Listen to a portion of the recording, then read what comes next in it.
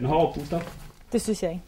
Explore i Hørning, der laver erhvervsbeklædning, har netop vundet innovationsprisen på branchemessen i Odense for denne oppustelige vest.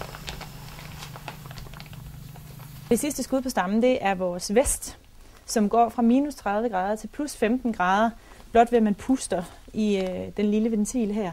Så når man har det koldt, så puster man den op på den her måde, og så får man varmen. Lige så snart man så har varmen igen, så kan man trykke på ventilen og trykke luften ud af produktet. Det er langt fra første gang Explore finder på en ny idé, og hos det 6 år gamle firma i Hørning betyder prisen meget. Det betyder meget. Det får vi en stor markedsføringsværdi ud af selvfølgelig. Og et nyt kendskab til, at Explore igen har lavet noget. Vi har tidligere lavet en iPod, jakke med integreret iPod og MP3-afspiller, og vi har lavet en jakke med lysdisplay bagpå.